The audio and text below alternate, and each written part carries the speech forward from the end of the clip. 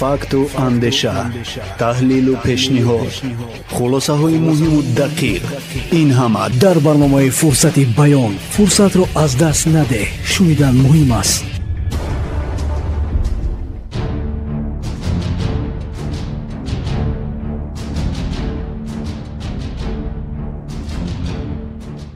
дуруд сомиёни гиромӣ, ҳаводорони барномаҳои мустақими радиои тоҷикистон, рӯзу рӯзгоратон ба хайру шодӣ бошад. барномаи фурсати баён аст аз мавҷи 104.7 FM радиои тоҷикистон ва бо шумо ҳастам Саид Эҳсони Ҷалолиён ва имрӯз моро ҳамроҳӣ мекунад Одина Маҳмад. ва шунавандаҳои гиромӣ, инчунин мо меҳмон дорем, чун ҳоло хуб мавзӯъро баротон муаррифӣ хоҳем кард вобаста ба кодекси нави андоз ва инчунин имтиёзҳое ки дода шуда. бале Саид Эҳсон, воқеан мавзӯи имрӯзаи барномаи фурсати баён хос аст ба хадом хотир, ба он хотире ки мо аз ду ниҳод, аз кумитаи андози назди ҳукумати ҷумҳурии тоҷикистон ва кумитаи рушди сайёҳӣ назди ҳукумати ҷумҳурии тоҷикистон меҳмон даъват кардем ба хотири чӣ? Барои натиҷагирӣ аз 5-солаи рушди сайёҳӣ дар кишвар ва имтиёзҳои андозие ки дар ин самт пешниҳод шуданд. бале, ҳоло шунавандаҳои гиромӣ, дар студия бо мо қарор доранд Собир Вазиров, муовини сардори раёсати такмили қонунгузории андози кумитаи андози назди ҳукумати ҷумҳурии тоҷикистон, инчунин Нарзуллозода Муқанна, сармутахассис, ва инчунин Иззатуллозода Фаррухрӯз, сардори раёсати кумитаи рушди сайёҳӣ назди ҳукумати ҷумҳурии тоҷикистон, яъне ду нафар аз кумитаи сайёҳӣ ва инчунин Вазиров аз кумитаи андози назди ҳукумати ҷумҳурии тоҷикистон. шунавандагони азиз, бояд ёдовар шуд ки ҳукумати ҷумҳурии тоҷикистон ба соҳаи рушди сайёҳӣ таваҷҷӯҳи хоса дорад. аз ҷумла соли 2017 кумитаи рушди сайёҳӣ назди ҳукумати ҷумҳурии тоҷикистон таъсис ёфт. баъдан хуб эълон гаштани соли 2018 ҳамчун соли рушди сайёҳӣ ва ҳунарҳои мардумӣ ва соли 2019-2021 солҳои рушди деҳот, сайёҳӣ ва ҳунарҳои мардумӣ аз таваҷҷӯҳи махсуси ҳукумати ҷумҳурии тоҷикистон ба ин самт аст ва мо ҳам хуб бисёр ҳарф намезанем ва кӯшиш мекунем ки тӯли 1 соат вақте ки дар ихтиёр дорем атрофи ин мавзӯъ назар ва суолҳои худро пешниҳод кунем ба намояндагон. бале, телефонам фаъол аст, инчунин шунавандаҳо метавонанд бо рақамҳои 2760 ва 2760 тамос бигиранд, назару андешаҳои худро бигӯянд. бале, вобаста ин ки мавзӯи хос аст, нафароне ки ширкати сайёҳӣ мехоҳанд кушоянд, нафароне ки мехоҳанд дар ин самт ягон мушкилӣ андозӣ дошта бошанд, яъне ки самти ширкати сайёҳӣ доштан соҳибкоранд, ино ҳам метавонанд тамос бигиранд. хуб, дар аввал дар робита ба кодекси андоз, Вазиров, шумо барои шунавандаҳо бигӯед ки чӣ имкониятҳо дар самти соҳибкорӣ фароҳам кард ва баъдан мегузарем ба самти сайёҳӣ. дар умум бигӯед ба кадом соҳаҳо? марҳамат. ташаккури зиёд ба ҳама шунавандагони муҳтарам салом арз мекунам ва дар баробари оғоз кардан аз суҳбати худ мехостам бо он идҳои дар пеши истода, иди ваҳдати миллӣ, иди Саиди Қурбон ва ҳамчунин 6 июл ки рӯзи соҳибкорони хурд ҳаст, ҳар яки шаҳрвандони ҷумҳурии тоҷикистон табрику таҳният гӯям. хуб, дар баробари ин вақте ки мо дар бораи кодекси андоз дар таҳрири нав суҳбат мекунем ки бештар аз аллакай 1.5 сол мавриди амал қарор дорад, гуфтан ҷоиз аст ки кодекси андоз дар таҳрири нав ҳамон анъанае ки дар кодекси андози қаблӣ ва умуман дар он санадҳои меъёрии ҳуқуқи қаблӣ буданд ки механизми асосии дастгирии соҳибкорӣ буд, ҳамон нигоҳ дошта шуд ва дар кодекси андози нав он имтиёзҳои андозии қаблӣ ки буд нигоҳ дошта шуданд ва имтиёзҳои нав пешбинӣ карда шуд ва дар баробари ин механизмҳои нави хизматрасонӣ, механизмҳои соддаи хизматрасонӣ ва рақамикунонии соҳаи андоз хело васеъ пешбинӣ карда шудааст. барои мисол, мо агар аз оддитарин чиз сар кунем, вақте ки дар кодекси андози қаблӣ 10 намуди андоз, дар кодекси андози нав аллакай 7 намуди андоз аст. андоз аз истифодабарандагони роҳҳои автомобилгар ки тақрибан буҷаи давлатӣ бештар аз 400 миллион сомонӣ ҳарсола аз ин маблағ ҷамъоварӣ мекард ва ин ҷамъоварии андоз хело осон буд. хуб, давлат қарор қабул кард ки ин маблағ ба манфиати соҳибкорон ва аз ҷумла соҳаи сайёҳӣ چیکار کرده شود این مبلغ در خب درآمد اونها نگاه داشته شود. دوم اندازی که در اینجا خب میگیم که متحد کرده شد، کم کرده شد، این اندازهای محلی هستند که همچون یک انداز پیش بینی کرده شدگی است. در برابر این اون اندازهایی که حاضر مقرر کرده شدگی نسبت به همهشون پس کردن معیار انداز پیش بینی کرده شده است. انداز از درآمد شخصان حقوقی که به واسطه به ساحه سیاحی داخل علاقمندی هست، خب نسبت به ساحه سیاحی به معیار 5% پس کرده شد. یعنی ساحه سیاحی اونهایی که از امتیاز برخوردار نبودند، خب 23% باید انداز از درآمد شخصان حقوقی میسپرند. عین زمان 18% کرده شدگی است. انداز از درآمد اجتماعی که به واسطه شخصان حقوقی میسپرند از حساب خودشون، آنها معیار از 25 به 20% پس کرده شد. خب انداز از ارزش علاوه شده که این مستقیما به ساحه سیاحی دخل و علاقمندی دارد، برای مثال از 18% معیار استانداردی به 15% پس کرده شده و معیاری برای خدمت رسانی مهمانخانوی خب از 18% به 7% پس کرده شدگی هست. در برابر این اون امتیازهایی که برای ساحه سیاحی یعنی شرکت‌های سیاحی که اجازت نامه دارند، همون امتیازی که با مهلت 5 سال امتیاز از انداز از درآمد شخصان حقوقی پیش بینی کرده شدگی بود و نگاه داشته شدگی است. اینچنین چون رشد ساحه سیاحی به رشد انفراساختور سیاحی وجود داشته موجود داشته فعالیت کرده نمیتواند، در کدکس انداز در ماده 251 واردات محصولات برای بنیاد و ایجاد و فعالیت ساحه سیاحی چکار کرده شدگی است؟ پورا از اندازهای پرداخت‌های گمرکی یعنی انداز ارزش علاوه شده با جای گمرکی آزاد کرده شدگی است و اکثر آن بناهای به مانند مهمانخانه ها یا انفراساختور سیاحی که در شهر دوشنبه و دیگر منطقه ها ما میبینیم، همه این در اساس امتیازهایی که در کدکس انداز پیش بینی کرده شدگی است ساخته به استفاده شدگی هستند. بسیار منطقه های سیاحی و بسیار منطقه هایی که برای خب بازی و دیگر چیز هستند، اینها از امتیاز وسیع، از امتیاز خب گمرکی، از امتیاز اندازی وسیع استفاده کرده ایستادند.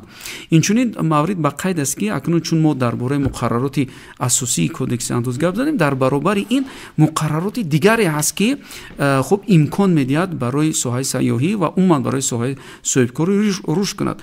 در کدکس انداز پیش بینی کرده شده است مانیتورینگ اندازی. مانیتورینگ اندازی این مکانیزم جدیدی هست که مناسبت مقامات انداز و مناسبت اندازپرندگان را ناعیان میکند. یعنی مقامات انداز نظارت را تامین میکند ولی نظارت ناعیان میشود. در اساس چی؟ در اساس رشد تکنولوژی اطلاعاتی.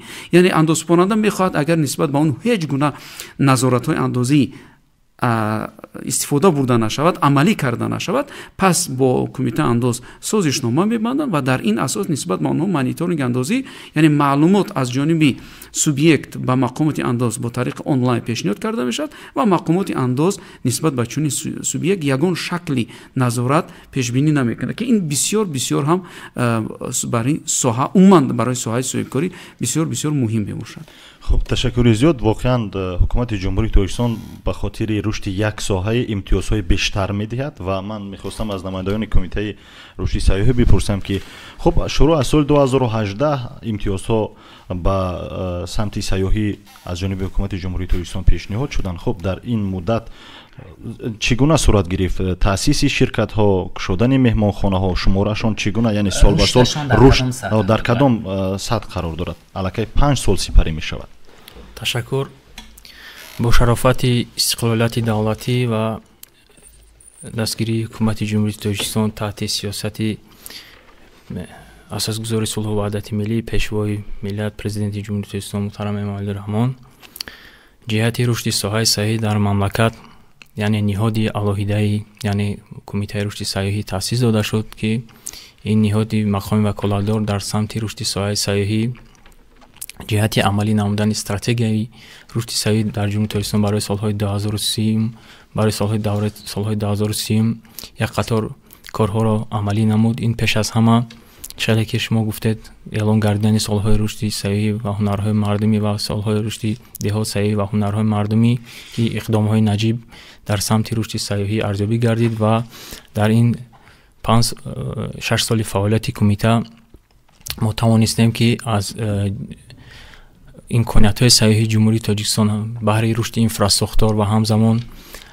استفاده از امتیازهای اندازی گمرکی که امروز در ساحه سیاحی پیش بینی شده‌اند یک قطار برگزاری چهاربینی‌های سطحی بین‌المللی و جمهوریوی توانست که یعنی ساحه سیاحی رو تا امکان رشد نماید و در این زمینه باید ذکر کرد که سیاحی همچون بخشی ثابت شده جلب سرمایه داخلی خارجی ساحه تأسیس دهنده جایهای نوی کاری و منبع درآمد اهالی با غنی‌گردانی بودجه دولتی می باشد و اگر قیاس کنیم با سالهای 2000 یعنی 17 زیاده از 91 سوبیکت خواجگیدار سیاحی یعنی شرکت‌های سیاحی فعالیت می‌کرد که عین حال این با 242 عدد رسیده است. یعنی بینید که ما از 91 یعنی با 242 عدد شرکت زیاد گردید و این از آن شهادت می‌دهد که امروز در تأسیس دادن همین کمیته رشد سیاحی در برابر این امتیازات نیز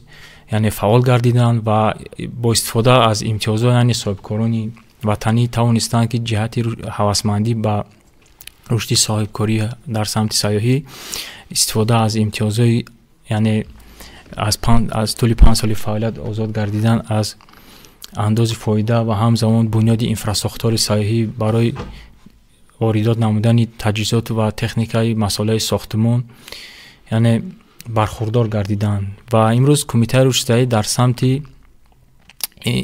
یعنی جلب نمودن صاحبکاران وطنی برای رشد اینفراستراکچور سیاحی در همه چهاربینی‌هایی که امروز از جانب کمیته در چی در داخل و چی در محل برگزار کرده می شود وابسته با این امتیازات یعنی از جانب رهبریت و کارمندان کمیته یعنی معلومات داده می شود که جهتی یعنی هوسمند گردانی و با شرافت استقلالت امروز ما می‌بینیم که در تمام گوشه و کنار کشور یعنی با تدریج اینفراستراکچور سیاحی از جانب صاحبکاران وطنی یعنی جلب سرمایه خارجی یعنی بنیاد گردیده شده است و چقدر که پیشوای معظم در پیام امساله خود ارائه نمودند زیاده از 600 انشاءات اینفراستراکچور سیاحی یعنی مورد استفاده قرار داده شده در 5 سال اخیر و از این 100 عدد به سال 2022 راست می‌آید و امروز شرکت‌های سیاحی وطنی که در بازار سیاحی کشور فعالیت می‌کنند توانستند که با در نظر داشت همون محصولات یعنی ثبتی محصولات سیاحی خود یعنی خطسرهای خود و همون در نمایشگاه‌های بین‌المللی سیاحی امکانیت‌های جمهوری تاجیکستان را با در نظر داشت تشکیل گوشه سیاحی تاجیکستان از جانب کمیته رشد سیاحی معرفی نمایند و امروز ما می‌بینیم که یک قطار منطقه‌های جمهوری تاجیکستان نیز همچنین منطقه سیاحی با قرارهای حکومت جمهوری تاجیکستان این منطقه برزا، بلجوان، رامید و خوشبختانه نیز شهر راغون منطقه سیاحی اعلام گردید و این منطقه با آن خاطر اعلام کرده شدند که امروز امکانیت‌های فراخ برای رشد ساحه سیاحی و اینچنین بنیاد نمودن اینفراستراکچور سیاحی میباشند و من فکر میکنم که امروز صاحبکاران وطنی توجه یعنی گفتیم که ساحه سیاحی یکی هم سمت افزایش که اقتصادی که به حساب می رود برای به دست آوردن یعنی فایده امروز صاحبکاران توجه زیاد دارن با ساحه سیاحی و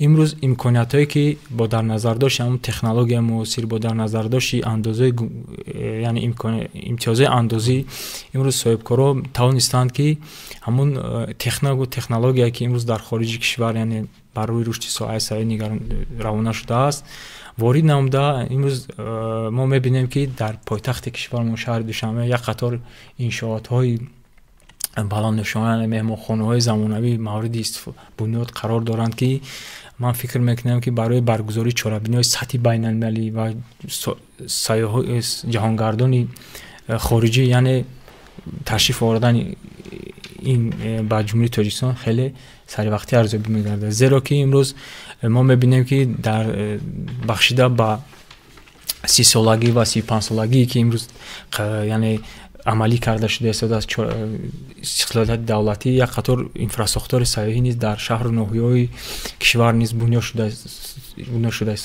خب سلامت باشید. واقعا Саид Эҳсон бубинед имтиёзҳои андозӣ буданд ки шуруъ аз соли 2018 агар хато накунам аллакай шумораи сайёҳон аз 1 миллион гузашт ба Тоҷикистон вақте сафар аз 1 миллион гузашт. бале Одинабек баъд инҷа як масъала аст ки оё ин инфраструктуре ки сохта шуд хеле шумораи зиёд ҳам гуфтед вале оё ино қонеъкунанда ҳастанд ё не чун баъзан аз минтақаҳое ҳаст ки ҳоло дастнорас аст барои сохтани хуб яъне ҳамун шароите ки бояд бошад нест мегӯянд махсусан мераванд самти Қаратоғ масалан Кӯли Париёну Темуркулу ё ин тараф мераванд баъд ҷойҳои дигаре ки дар минтақаҳои дигар ҳаст мегӯянд хуб дар ҳамин ҷоҳо ҳамин гуна норасоӣ вуҷуд дорад мегӯянд то ҳанӯзам натавонастанд восита аз оне ки имконият хеле фароҳам шуда аммо хуб ин гуна шароитҳо муҳайё шуд. ташаккур. албатта имрӯз минтақаҳои сайёҳӣ ки мо вақте ки арзёбӣ мекунем минтақаҳои сайёҳӣ гуфта аслан мо дар назар дорем мавзеъҳои тариху табиӣ ва фарҳангиро. минтақаҳое ки шумо иброз кардед мисалан кӯли минтақаи Тимурдаре мисалан водии Ҳисор дар он ҷо аслан ширкатҳои сайёҳӣ ки хатсайр мекунанд бо худ яъне лавозимотҳои сайёҳиро бурда дар он ҷо яъне шароит фароҳам меварданд ки дар табиат сайёҳон истироҳат кунанд ва бисёри сайёҳоне ки ба ин минтақаҳо меранд аз суистифода аз сайёҳати теренкур яъне пиёдагардӣ сайругаштӣ ва бозгаштан бисёраш бармегарданд сайёҳати якрӯза мераванд.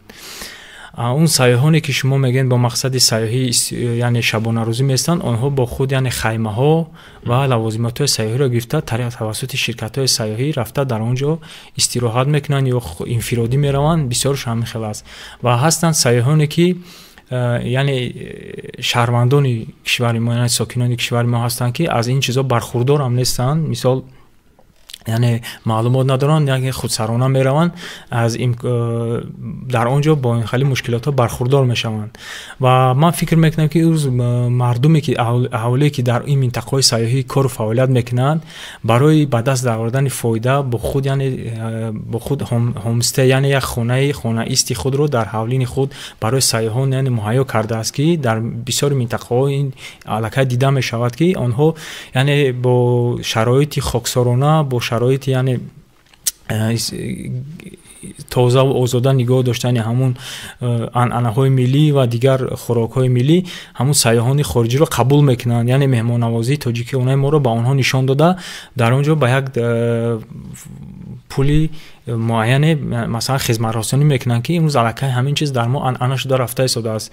ما مثلا اگر در منطقه بدخشان این چیز اگر علاقه شدگی باشد یا منطقه زرافشان این منطقه ها نیز همین چیزا رو از خود کرده ایستادند که امروز ما میبینیم سیاحان رفته از وقتی در آنجا استراحت میکنن البته با خود یک نوار با خود یک ثبت یا عکس میگیرن و در صفحه اجتماعی انعکاس میکنن که علاقه این هم برای رشد ساحه سیاحی ما خیلی برای تبلیغ و تشویق کردن امکانات ذخیره سیاحی مساعدت میکنن. امروز ما میبینیم که توسط شبکه‌های اجتماعی در تمام منطقه ها چه شهروند داخلی چه شهروند خارجی از سوء استفاده از این طبیعت زیبای ما از سوء استفاده از این ثروت ها یعنی موضوع سیاحی یعنی عکس های زیبا گرفتن میپرتند که این برای دیگر شهروندان جلب نمودن دیگر شهروندان خارجی یعنی سری وقتی یعنی توجه آنها را جلب کردن خیلی مساعدت می‌نماید.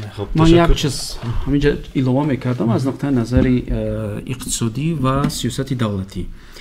وقتی که ما درباره سیاست اقتصاد بازرگانی گپ میزنیم دولت مثال میگیم مکانیزمی در اقتصاد بازرگانی یعنی مکانیزم‌های هوسمندگردانی مکانیزم‌های به میان آوردن زمین‌های حقوقی یعنی سندهای میراث قبول میکند تا اینکه همون ساحه‌ها در اساس طلبات و پیشنهادات رشد کنند. یعنی وقتی که مثال میگیم که سوال به میان آیا دولت در همین سمت چیکار کرده است؟ دولت در این سمت پیش بینی کرده است مرحمت شما اگر در یک منطقه دوردست مهمانخانه میسازید که واقعا هم خوب هست برای شما امتیاز علاوه‌ای داده می شود. یعنی مکانیزمی با امضا رسانیدن سازشنامه سرمایه‌گذاری هست که با علاوه اون امتیازهایی که حاضر در کدکس اندوز پیش بینی کرده شده است امتیازهای علاوه‌ای داده می شود. یعنی دولت برای اونی که در منطقه‌های دوردست رشد اینفراساختوری یعنی با میان آوردن اینفراساختور سیاحی تا اینکه ба миён ояд, давлат заминои ҳуқуқиро гузоштагӣ аст, маҳдудият мамнуият нест. Яъне дар инҷа вақт лозим аст то ин ки вобаста ба оне ки ҳозир рушди соҳаи сайёҳии дохилӣ бисёр тараққӣ карда истодааст, ҳамин проблемае ки шумо гуфтед ин аз ҳисоби рушди соҳаи сайёҳии дохилӣ аст. бине ҳоло шумо гуфтед имтиёзҳои дигар ҳам боз фароҳам мешавад. Масалан ҳоло як нафар ба фарзи мисол рафт дар як ҷо меҳмонхона сохт, дар баробари имтиёзҳое ки ҳоло қаблан гуфте, боз чӣ имтиёзҳо мешавад? хуб бибинед, мисол мегирем ки ҷоҳое ҳастанд ки аз нуқтаи назари инфрасохтори кофӣ надоранд. мисол ҳамун ҷои роҳ надоранд. яке аз проблемаи асосиш роҳ аст, барқ нест, дигар. Яъне дар инҷа тибқи талаботи моддаи 32 кодекси андоз ва тибқи талаботи қонуни ҷумҳурии Тоҷикистон дар бораи лоиҳаҳои созишномаи сармоягузори ҷумҳурии Тоҷикистон, ин вақте ки субъект, яъне як соҳибкор минтақаҳои соҳаи афзалиятнок намехоҳад сармоягузорӣ кунад ва аз ҷумла соҳаи афзалиятнок ин соҳаи сайёҳӣ ҳаст. Интихоб мекунад, мисол мегӯем ки бигзор дар рай Ромид бошад, бигзор дар водии Рашт бошад, бигзор ки яке аз роҳҳои соҳаи роҳҳое ки проблема ҳаст дар вилояти Бадахшон ҳаст, дар минтақаи Сангвор ҳаст. Воқеан ҳам дар онҷа аз нуқтаи назари инфрасохтори роҳ, барқ мушкилият аст.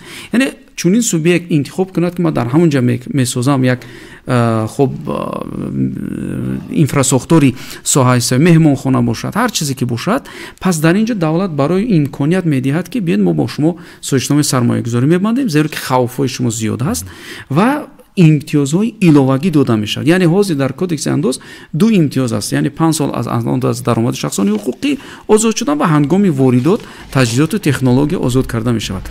Акнун дар инҷа имконият аст ки андоз аз замин озод карда шавад. Андоз аз яъне муҳлати 5 сол агар бошад, имкон аст ки 7 сол озод карда шавад. Яъне васеътар мекунад вобаста ба ҳамон хавфҳое ки вай эҳтимолан дар ҳамон ҷо дорад. Яъне давлат заминаи ҳамин рушди ҳамин соҳаҳо пешбинӣ карда шудагӣ аст. Фикр мекунам дар инҷа ҳамкориҳо бо соҳаи бахши хусусӣ бештар бояд карда шавад, то ин ки аз инҳо огоҳ карда шаванд ва агар чӣ хел мегӯян вобаста ба бозор аст, агар бозор ҳам талабота бардошт кунад, пас хоҳӣ нахоҳӣ ҳатман тараққӣ мекунад. хуб, ба ин суол мехостам посух гирем ки хуб, давлату ҳукумат вақте имтиёз метиҳад ва муайян аст ки як маблағи ба буҷет ворид намешавад. Мегуфтед ки 5 солаи охир ба самти сайёҳӣ аз соли 2018 то 2022 чӣ қадар маблағ холигӣ бо чӣ пул мешавад? холигӣ пул мешавад аз дигар манбаъҳои иқтисоди ниҳонӣ, мегӯянд дигар манбаъ. чанд пештар масалан аз андоз аз замин озод карда буданд, як нав андоз ҳудуди 300 миллион буд ё намедонам чанд қадар камомад буд, вале аз ҷои дигар ана дар инҷа чӣ мешавад? хуб, биёед аввал агар дар масъалаи имтиёзҳо гап занем, чун соҳаи сайёҳӣ ба бахши хизматрасонӣ мансуб мебошад. аз соли 2018 яъне манбаи ҳамаи андоз аз ҳисоби манбаъ ҳисоб карда мешавад. Яъне манбаи андоз аз даромад ки 833 миллион сомониро дар соли 2018 ташкил медод ва имтиёзҳое ки ҳамин соҳа дар маҷмӯъ гирифтагӣ 144 миллион сомониро ташкил медиҳад. акнун вақте ки мо нигоҳ мекунем соли 2019-ро, дар инҷа манбаи андозе ки озод карда шудагӣ 882 миллион сомониро ташкил кард. имтиёзи гирифта шуда 163 миллион сомониро ташкил кард. хуб, чун акун соли 2020 ҳамаи мо медонем соли COVID-19 буд, дар тамоми дунё асоситарин зарбае ки яъне ин ковид овард, ин асоси соҳаи сайёҳӣ буд, асосан соҳаи сайёҳӣ буд. Яъне мо мебинем ки манбаъ аллакай ба 724 миллион сомонӣ камтар шуд, вале ба ҳар он имтиёз вуҷуд дошт. мо озибор рақамҳои вобаста ба даромадҳои умумӣ агар нигоҳ кунем, дар соли 2020 даромадҳо як бора поён рафтанд. як чизи табиӣ буд. Дар ҳамун давраи соли 2020 давлат илова ба имтиёзҳо боз чӣ кор кард? Тамоми меҳмонхонаҳоро андозашро қатъ кард, яъне муддати 6 моҳ 8 моҳ то гузариши давлат амнонам қатъ кард. яъне баъд аз соли 21 нигоҳ мекунем, як бора аллакай 1.6 миллиард сомонӣ манбаи даромад агар бошад, 285 миллион сомонӣ имтиёзҳо пешбинӣ карда шудагӣ ҳаст. яъне дар маҷмӯъ мо мебинем ки умуман имтиёзҳо дар инҷа зиёд аст. як чизи дигара ман мехостам гап занам ки боз имтиёзҳо чун шумо гуфтед ки рушди деҳот ва рушди ҳунарҳои мардумӣ боз қарори ҳукумати ҷумҳурии тоҷикистон таҳти рақами 151 аст. Бештар аз 113 намуди ҳунарҳои мардумӣ пурра аз андозҳо озод ҳастанд. Ин ҳам алоқамандӣ ба сайёҳӣ дорад, зеро ки сайёҳӣ вақте ки мебинад ҳунарҳои мардумиро мебинад, дигар мебинад тоқии тоҷикӣ, ҷомаи тоҷикӣ, дигар чизҳоро мебинад, ҳатман аз он мехоҳад харидорӣ кунад. Яъне ба хотири оне ки ҳамин чизҳои миллии мо, анъанаҳои расму русии беҳтарине ки мо дорем ва он либосҳои хубе ки мо дорем, яъне барои муҳим нест ки сайёҳ ватанӣ бошад ё хориҷӣ бошад. ма боварӣ дорам ки сайёҳи ватанӣ бештар ҳам чизи миллиро мехарад, зеро ки хоҳӣ нахоҳӣ ҳар инсон ба ҳамон чизи бобогиш як ҳаракатҳо дорад. вақти синни сол рафт ҳамон тараф бештар ҳаракат мекунӣ. ма аз таҷрибаи худам барои ҳамин харидорӣ мешавад. яъне ин имконият медиҳад ки хуб яъне аллакай масъала системна, яъне сохторӣ дида карда шавад. дар ин ҷо яъне ин имтиёз ҳам вуҷуд дорад.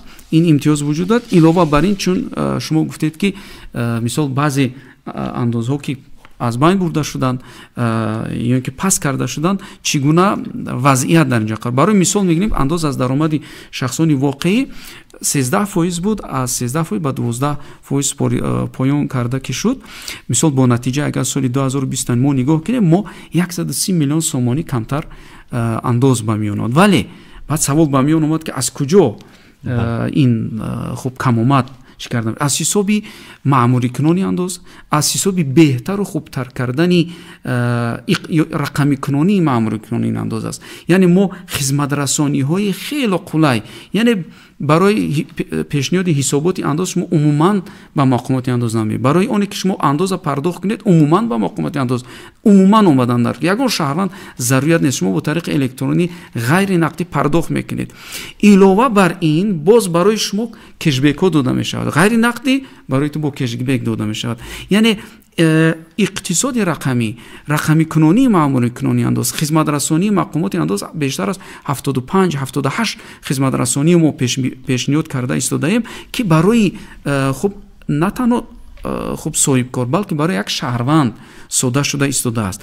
барои ҳамин дар маҷмӯъ аз ҳисоби ҳамин манбаъҳо, яъне васеъ кардани манбаи андоз, чун мисол мегирем ки бале меъёр паст карда шудагӣ ҳам бошад, вале паст кардани андоз аз иҷтимоӣ аз 25 ба 20 заминаро гузошт ки то ин ки теъдоди коргарон 2 кас неву 5 кас карда шавад. хуб андоз арзиш илова шуда ки аз 18 ба 15 ё ки меҳмонхонаҳо аз 18 ба 7 фароварда шуд. чун вақти ина мо кардем, аллакай давраи ковид паси сар шуд, меҳмонхонаҳо теъдодон зиёдтар шуд, ҳавасмандгардонӣ бештар ки шуд, яъне теъдоди сайёҳон, теъдоди умуман истифодабарони чунин хизматрасонӣ воқеан ҳам зиёд шудагӣ ҳастанд.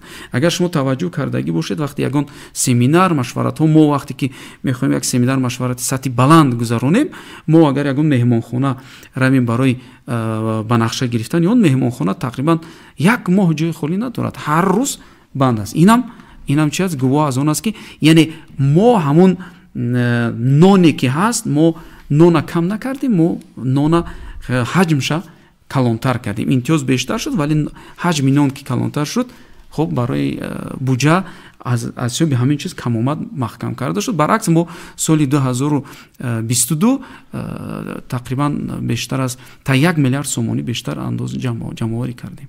хуб ҳастанд ширкатҳое ки аллакай соли 2018 сабти ном шуданд, бо гузашти 5 сол аллакай имтиёзҳои худро, яъне худ барқарор шуданд ва баъдан хуб андоз споридан. яъне ки агар шуруъ бубинем, аллакай агар соли 2018 шуруъ карда бошанд, аллакай дар соли 2023 андоз ваён месупоранд. бале чунин мисолҳо бисёр ҳаст, зеро ки мо чӣ хеле ки гуфтем дар маҷмӯъ агар тибқи маълумотҳои мақомоти андоз ки мо инро пеш мебарем 351 агар ширкатҳои бошанд ки дар ҳамин самт кору фаъолият мекунанд, ин маъное надорад ки ҳамаи онҳо имтиёз гирифтагӣ ҳастанд. чӣ хеле ки шумо гуфтед, яъне баъзи онҳо 15 сол шид фаъолият мекунад, баъзе 7 сол шид. бале аз соли 2018 то соли 2023 аллакай онҳое ки имтиёз бархурдор шуданд, аллакай имтиёзҳошон чӣ шуд, қатъ гардид, зеро ки 5 сол пешбинӣ карда шуд. имтиёз махсус муҳлатнок аст,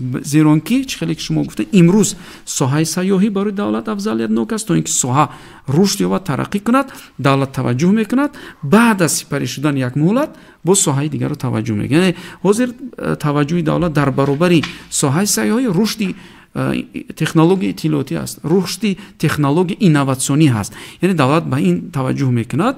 Барои ҳамин хуб чунин ширкатҳое ҳастанд ки бисёр ҳам ҳастанд ки 5 сол аз имтиёз бархурдор шуданд ва баъд аз ин аллакай ба ҳайси як андозбаронаи маъмулӣ кору фаъолияти худашонро идома доранд. Гуфтан ҷоиз аст ки вақте ки соли 2018 ин имтиёз ба миён омад, ин маъноиро надошт ки баъзеҳо фикр гумон мекарданд ки ҳамун ширкатҳое ки соли 2018 ба қайд гирифтанд нисбат ба онҳои қабл аз ин будан нисбат ба он татбиқ намекунем. Не, мо то ҳаттора нисбат ба ширкатҳое ки қаблан ҳам ба қайд гирифта шуда буданд гуфтем ки акнун аз соли 2018 5 соли минбаъда шумо ҳам аз андоз аз даромади барқарор шудагӣ буданд, яъне чунин имтиёзҳо нисбат ба онҳо татбиқ шудагӣ будааст. Яъне як механизми хеле васеъ дар инҷа истифода бурда шуд ки воқеан ҳам барои соҳа таваҷҷӯҳи махсус карда шуд, вале таҳлилҳо нишон медиҳад, он омӯзишҳо нишон медиҳад ки дастгирии давлатӣ танҳо дар асоси андозу андозбандӣ ин кофӣ нест. Яъне ба миён овардани фаҳмиши дуруст, ба миён овардани кам кардани хавфҳое ки вуҷуд дорад. Яъне дар масъалаи соҳаи сайёҳӣ аз нуқтаи назари хавфҳо хело хавфҳои ҷиддӣ дорад.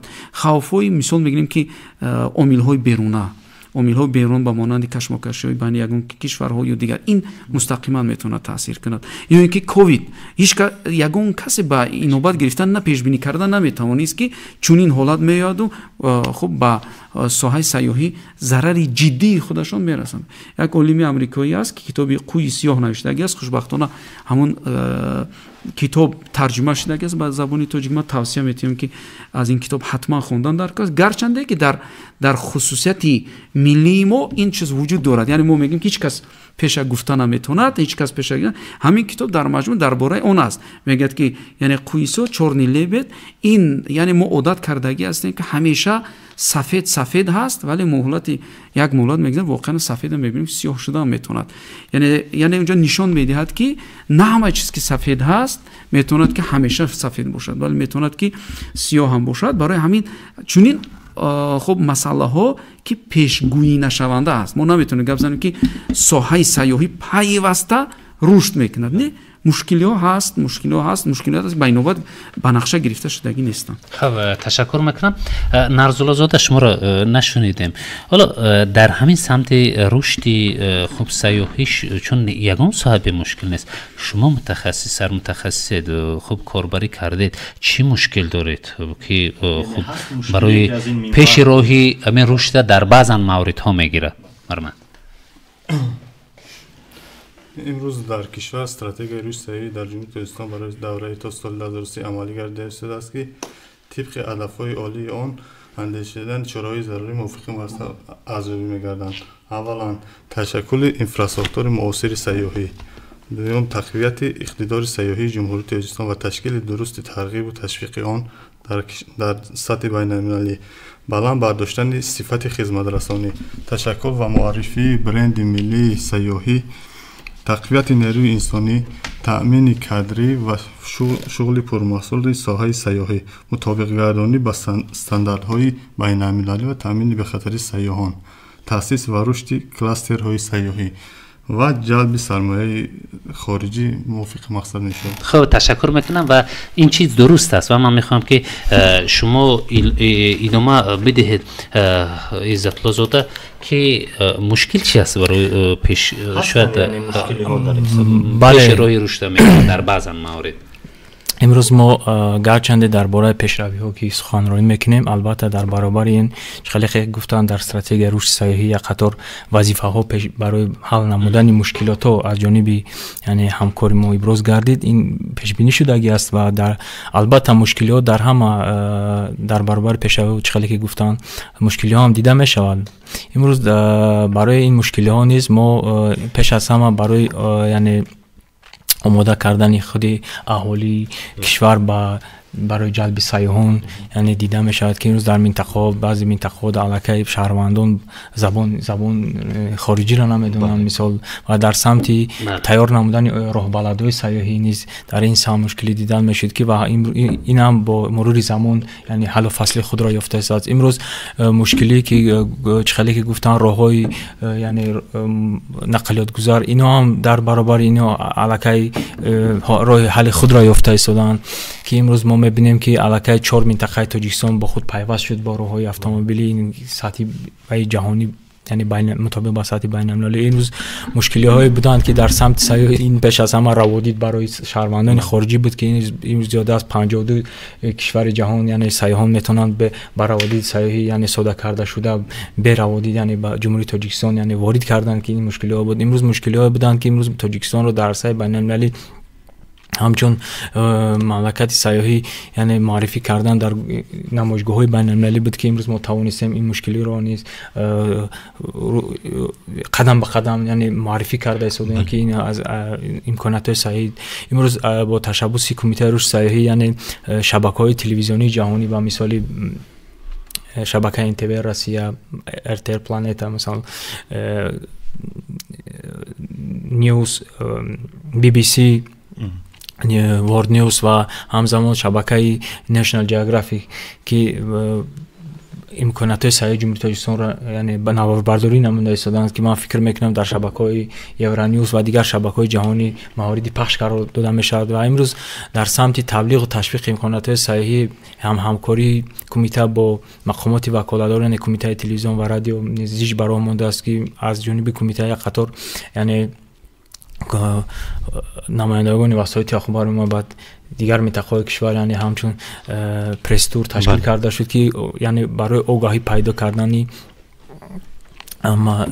مردم از امکانات‌های سیاحی دیگر و امروز ما در کمیته نیز یک قطار چرابینی‌ها نیز دایر کرده شد که یعنی از دیگر منطقه با دیگر منطقه روانه نمودن ساکنان برای هم در یعنی شناسایی با منطقه‌های سیاحی همزمان با عرف و عادت همزمان با رفت و آمد یعنی حس بلند نمودن حس وطندوستی آنها همزمان با یعنی پیدا گردیدن یعنی رفت و آمد یعنی چرابینی‌های فرهنگی و فراغتی و خوشبختانه امروز ما با تشبث پیشوای اعظم ملت ما فصل‌های سال را با عیدهای ملی یعنی جشن می‌گیریم. پیش از همه صده، نوروز، تیرگان و مهرگان است که امروز ما همچون برند ملی سیاحی معرفی می‌نماییم و در برابر این تمام شرکت‌های سیاحی را نیز وظیفه‌دار نموده‌ایم که تا که در برنامه‌های خطری خود این ایده‌ها رو جایگیر نمایند که همون سیاحان خارجی که امروز به جمهوری تاجیکستان تشریف می‌آورند در این چرابینی‌هایی که همچون کرنوال جشن گرفته می‌شوند یعنی سفربر نمایند و از عرف عنعنه‌های تاجیکانه ما از میوه‌های شهدبار تاجیکستان از امکانات‌های سیاحی تاجیکستان برخوردار شوند و من فکر میکنم که امروز هر یک شهروند جمهوری تاجیکستان برای بالیدروهی خود و دوستان خود برای نقشه گرفتن سیاحت به دیگر موضوعات سیاحی برای مقصد استراحت و پخش نمودن همون موضوعات سیاحی در شبکه‌های اجتماعی نیز سهم خود را می‌گذارد و همزمان در سیاحی اکولوژی از جهت تازه نگاه داشتن موضوعات سیاحی نیز شهروندان سهم می‌گذارند و تازه و آباد نگاه می‌دارند. خب تشکر زیاد و یکی از چیزهای مهم برای رشد سیاحی این ساختمان مهمانخانه هستند. محترم صاحبزاده هم شما قید کردین بالاتر که به خاطر امتیاز بیشتر به صاحبکاران دادن انداز از حساب فایده از 18 به 7% انداز ارزش اضافه شده. بله خب آیا آمارها وجود دارند که مثلا گیریم الکی در دوشنبه در دیگر شهرهای تاجیکستان واقعا مهمانخانه‌های بزرگ ساخته شدن؟ آمارها وجود دارن که استحصال یعنی که مواد ساختمانی یا که چیزایی که اونها وارد کردن چی مقدار مبلغ رو تشکیل میدهد و خب وقتی که در قانون در سال 2021 وقتی عملی شد آیا معین شد که الکی چقدر مبلغ میتوان وارد نشود از سمت تنها مهمانخانه ها؟ اموری که در عمان مقاماتی انداز برده می شود ما اگر ما دیگه عمان در امور ما اگر نگاه کنیم تعدادی меҳмонхонаҳо соли 2021 182 меҳмонхона буд, ҳозир аллакай 187 меҳмонхона шудагӣ аст. ва аз ҳама чизи муҳиме ки дар инҷа мо қайд карданӣ ҳастем ки агар шаҳри Душанберо бештар нигоҳ кунем ё ки шаҳрҳои дигар шаҳрҳои калонии ҷумҳурии Бомон, шаҳри Хуҷанд, шаҳри Бохтар нигоҳ кунем, меҳмонхонаҳое ҳастанд ки барои бунёди худашон дар ҳангоми воридоти маҳсулот ворид накардану аз ҳисоби маҳсулоти ватанӣ пурра меҳмонҳои хонаи худро сохтмон карданд. ин барои мо бисёр муҳим аст. ин таҳлила мо гузарондем, мо дидем ки яъне имтиёзи андозӣ самаранокиш он қадар бештар нест аз оне ки дар ҷумҳурӣ бозор яъне талабот ба он пешбинӣ карда шавад. барои мисол дар шаҳри Душанбе акнун номҳошона бар хотири реклама нашудан намегирем, вале меҳмонхонаҳое ҳастанд ки сатҳи олӣ ҳастанд, яъне 5 ситора доранд, бидуни ягон имтиёз сохта шудагӣ ҳастанд, бидуни ягон имтиёз, вале сохтаанд, фаъолиятшон бисёр олидараҷа ҳаст ва хуб мизоҷон ҳам дар ҳамин меҳмонхонаҳо бисёр аст. мо чунин таҳлил гузаронидем ки баъзе саволҳо барои субъектҳои соҳибкорӣ вақте ки дода шуд, гуфтанд ки хуб чӣ чиз бояд ки барои заминаи рушди соҳибкорӣ бошад. саволи ҷавоб додании масъалаи андоз ё имтиёз 5 то 8 буд. аввалан яъне амният бояд бошад. баъд дуюм дастрасӣ ба пул. яъне агар шумо 1000 хел имтиёз доштагӣ бошеду шумо соҳибкор пуле надоштагӣ бошад ки вай инфрасохторро бунёд кунад, ин намешавад. дуюм яъне бояд бозори ҳамин ҳолат бояд бошад. ва дар баробари ин баъзе ҳолатҳое буданд ки аз имтиёз бархурдор шуданд, вале он натиҷагирӣ ки то андозаи дилхоҳе ки дар кор буд ба назар нарасид. ин ҳам ҳаст, зеро он ки то андозаи баъзе таҳлилгарҳои байналмилалӣ мегӯянд ки механизми танҳо истифода бурдани имтиёзҳои андозӣ ин механизми самараноки ҳавасмандгардонии сармоягузорӣ ба ҳисоб намеравад. чаро? зеро ки баъзан вақт имтиёзи андозӣ ба то андозаи бемасъулият шудани андозсупорандаро меорад. чаро? зеро ки андозсупоранда мегӯяд ки хуб ба ҳисобгирӣ ман пеш барам ё набарам, ман андоз аз даромад озодам. яъне вақте ман барои оне ки андоз аз даромада хуб бояд ки ба ҳисобгириш дуруст бурда шавад, бояд вая пардохт кунӣ. барои чӣ пардохт кунӣ? барое ки даромаду хароҷотта бояд ба ҳисобгириша дуруст барӣ. вақте ки шуморо аз ин имтиёз бархурдор мешавед, масъулиятнокии хуб андозсупоранда нисбатан паст меравад. ва ин барои ҳамин мақсади асон уман гуфтани мо дар он аст ки яъне мо набояд бештар таваҷҷӯҳи худро ба додани имтиёзҳои андозӣ, балки ба маҷмӯи масъалаҳои ҳавасмандгардонӣ ки ҳаст, тақрибан 19 механизмҳо ҳаст, бояд ба он бештар таваҷҷӯҳ карда шавад. ташаккур. шумо илова доред фикр мекунам? бале, имрӯз чихеле ки мо имрӯз суҳбат кардем дар самти имтиёз ва рушди инфрасохтори сайёҳӣ, албатта имрӯз ду лоиҳаи сармоягузорӣ аз ниҳоди байналмилалӣ, яъне бонки ҷаҳонӣ ва бонки осиёи рушд татбиқ шудааст дар самти рушди сайёҳӣ, яъне ва истифода аз фурсат ма гуфтанӣ ҳастам ки дар дораи ин лоиҳа, яъне рушди инфрасохтор, яъне мавзеи таърихии табиии Чилчорчашма, мадрасаи Хоҷа Машҳад ва амнигоҳи қалъаи Ҳулбу ва қалъаи Амчон, инчун бунёди меҳмонхонаҳои хурд, утоқҳои қабули сайёҳон ва мағозаи фурӯши армонҳо ва дигар инфрасохтори ҷалбкунанда дар минтақаи Хатлон ва Бадахшон, яъне татбиқ шудааст дар дораи ин лоиҳа. ҳамзамон як қатор иншоотҳои инфрасохтори сайёҳӣ дар шаҳрҳои Хоруғ, Рӯшон, Ванҷ, Мурғоб, Рошқалъа, Ишкошим, Шаҳри Туз, Балҷувон, Тимурмалик, Абдураҳмони Ҷомӣ, Левакан, Муъминобод, Ховалин, Носири Хусрав, Дӯстӣ, Дангара, Дарвоз ва восе низ дастгирӣ ёфтагианд ки барои яъне рушди соҳаи сайёҳӣ мусоидат мекунанд. албатта ҳамзамон дар доираи лоиҳаи инфрасохтори сайёҳӣ, яъне баландбаҳштони сатҳи зиндагии некоҳоли мардум, яъне мусоидат ба самаранокии энергия ва истеҳсоли энергияи барқароршаванда дар бахши сайёҳӣ аз ҷониби лоиҳаи ҷомеаи асосёфтаи осиёи марказӣ яъне дафтари агентии оид ба ҳамкориҳои техникӣ яъне актед дар ҷумҳурии тоҷикистон яъне ҳамон меҳмонхонаҳои хурде ки дар минтақаҳо дар ҷамоатҳои шаҳру ноҳияҳои Панҷакен, Айнӣ, Мурғоб, Ванҷ ва Шамсиддин Шоҳин аз лиҳози яъне пешниҳод намудани хизматрасонии муосир яъне таҷҳизотҳои энергияи барқароршаванда муҷаҳҳаз карда мешаванд ки барои ҳамон сокинони маҳаллӣ ин ҳам имтиёз ҳам кӯмак ҳам барои рушди пешрафти рушди саҳӣ мусоидат мекунанд. خب تشکر میکنم وقت هم ادینا محمد خیلی کم مانده است به همین خاطر اگر شود ما خب یک جمله دیگر هم صحبتی ما میگن که خب عزت الله زاده فرخروس علاوه میکنن خب یک جمله باشه چون وقتی ما خیلی کم است. албатта ман ҳам аз фурсати мусоид истифода бурда тамоми сокинони кишварро чи дар дохил ва чи дар хориҷи кишвар зиндагӣ мекунанд бо ин иди ҷашни ваҳдати миллӣ ки имсол мо 26 солгарди онро ҷашн мегирем ва орзуи он мекунам ки ватани мо ҳамчун ваҳдати миллӣ пойдор бошад ва амниятш пойдор бошад то ки ҷаҳонгардон таваҷҷӯҳшон ба ин кишвари мо зиёд гардад ва ҳамчун иди қурбонро низ ҳамчун иди муқаддас ба тамоми шаҳрвандон табрик таҳният саломат бошанд.